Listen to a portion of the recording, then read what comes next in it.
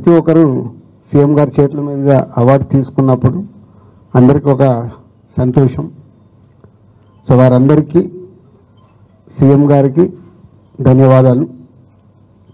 అలాగే ప్రభుత్వం నుంచి అవార్డ్స్ వస్తున్నాయి అంటే ఏ స్టేట్ అన్న కానీ ఫ్యూచర్లో ఇప్పుడు ఆంధ్రప్రదేశ్లో కూడా అవార్డ్స్ స్టార్ట్ అవుతాయి. ఎందుకంటే తెలుగు స్టేట్స్ అంటే మన రెండు కళ్ళు, ఎంత కాదనుకోలేము. అది ప్రభుత్వం నుంచి అవార్డ్స్ వస్తున్నాయనంటే సినిమా ఇండస్ట్రీ అందరికీ చెప్తున్నాను, చాలా జాగ్రత్తగా అవార్డు స్వీకరించాలి. మనం ఎన్ని షూటింగ్లలో బిజీగా ఉన్నా ఎక్కడున్నా ప్రభుత్వం నుంచి ఒక అవార్డు వస్తుందంటే అది మన రెస్పాన్సిబిలిటీ. గవర్నమెంట్తో జర్నీ చేయాల్సిన బాధ్యత సినిమా ఇండస్ట్రీలో ఉండే ప్రతి ఒక్కరికి.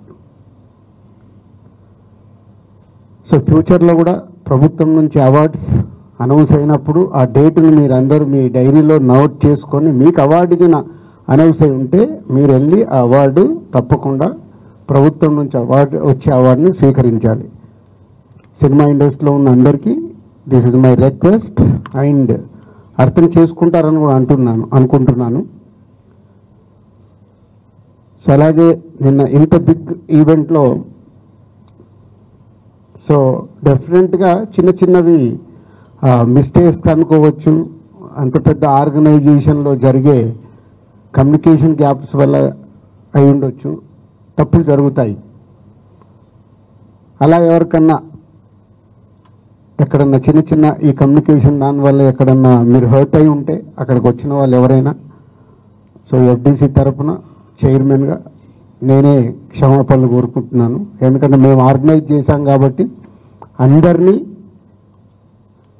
ఈవెంట్ కంప్లీట్ అయ్యే వరకు జాగ్రత్తగా చూసుకోవాల్సిన బాధ్యత మాదే. ఎక్కడన్నా డెఫినెట్గా ఇలాంటివి జరిగి ఉంటాయని నేను ముందు జాగ్రత్తగానే నేను చెప్తున్నాను.